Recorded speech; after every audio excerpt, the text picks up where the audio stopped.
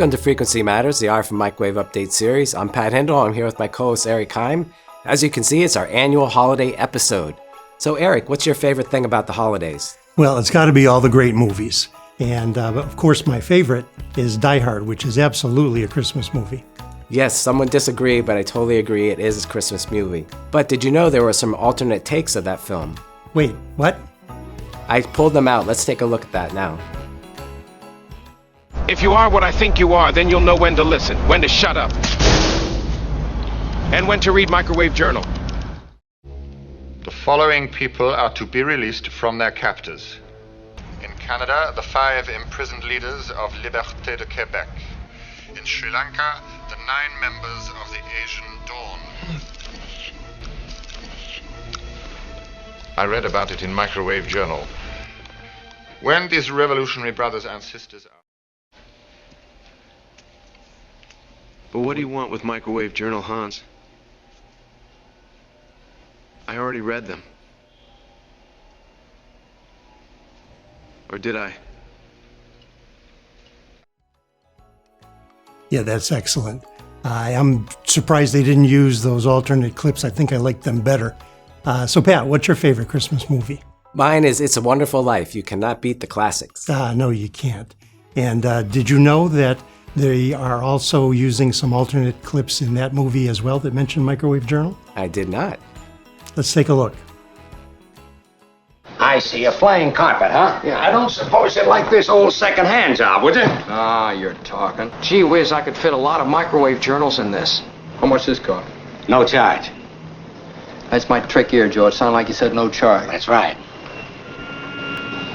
What's Microwave Journal doing A little out here? present from old man Gower. Came down and picked it out himself. He did? Uh-oh. Somebody's just made it. Made what? Every time you hear a bell rings, it means that some angel's just got a Microwave Journal. What is it you want, Barry? What do you want? You want a Microwave Journal? Just say the word and I'll throw a lasso around it and pull it down. Hey, that's a pretty good idea.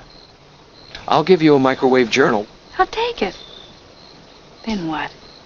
Well, then you could read it. Wow, you can do anything with AI these days. Yes, she can. So Microwave Journal was actually publishing in the late 50s, so only about a decade after that. So we missed it by a little bit. Yeah. So let's get to the episode. In this episode, we're going to cover the government and military electronics themed issue for December.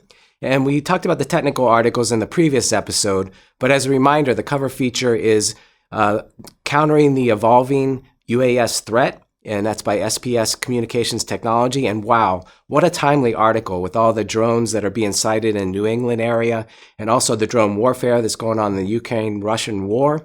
You definitely got to check that out. It's definitely a big trend to follow.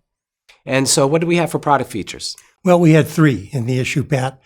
We had one from Analog Devices introducing a 20 gigahertz SOM system-on module that has an RF tuner, some sensors, and a pretty sophisticated FPGA chip that aligns with the SOSA spec.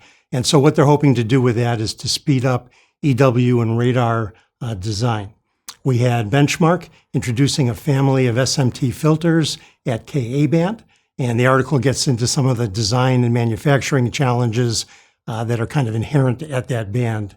And finally, we had LA Techniques and AAI Robotics, and they've designed a VNA that's intended to be embedded in applications. So they've designed a small, lightweight VNA that has a self-calibration channel, and they say that that takes care of a lot of the challenges of using handheld VNAs in those applications. So those were all pretty interesting articles. I like that take on the VNA embedded.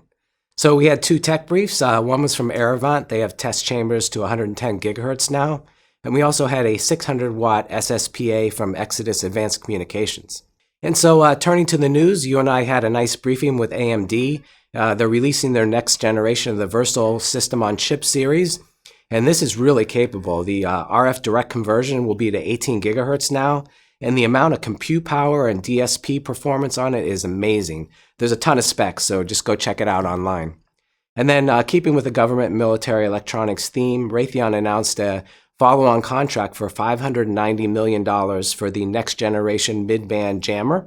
And that's from the U.S. Navy, and they'll be working with the Australian Royal Air Force on that. So what did you see from the news? Well, you know how much I like to feature the market news in this segment, so let's start there. And I saw that 5G Americas and Omdia claim that 5G connections have surpassed 2 billion, and that happened in Q3 of this year. So we talk a lot, especially in this feature, about how difficult it is to monetize 5G, but the connections are happening.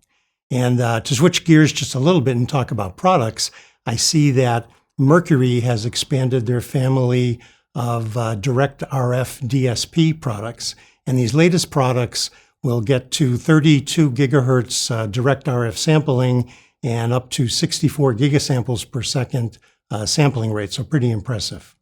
Yeah, and so you and I just returned from AOC and National Harbor in Washington, D.C., and Mercury and AMD were showing off these highly integrated solutions that reduce swap, but they're also flexible for EW applications. And I think that's a growing trend that I saw there. Another one was Spectrum Control.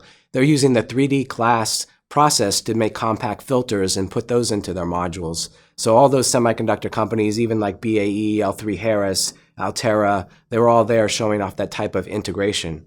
And another trend I saw is the test companies, Keysight, Rohde & Schwartz, Anritsu, NI were there. They're getting scenarios where you can test more in the lab and avoid having to go into the field where it's expensive, and it reduces time and costs. And a third trend, of course, going back to our cover story, is drone detection and defeat. So Aronia and Rohde & Schwartz were showing off systems for that. And with all that's going on with that, there's a bunch of systems in development. How about you for AOC? Well, yeah, it was a good show. The companies all seem to be pretty optimistic. And the strong trend and theme that I saw was the amount of digital control and signal processing now that's being integrated into RF modules. So the Mercury news that I just mentioned, the AMD that you just mentioned, along with the ADI product feature that we spoke about earlier, really all support and reflect that trend. So something to keep an eye on, certainly. And that wraps up this episode. Our longtime sponsor is RFMW, who we appreciate for their ongoing support. RFMW is a technical distributor of RF and microwave products and now power management products. When you start your next design, consider their multiple product lines. And remember, as a member of the industry, a subscription to Microwave Journal is free, so please go to our website and sign up there. And also, please like us on YouTube and hit subscribe. Now, Pat and I and the whole Microwave Journal team would like to wish everyone a happy and safe holiday season. Thank you for watching this episode, and please join us again in 2025 for another episode of Frequency Matters. Happy holidays. Happy holidays.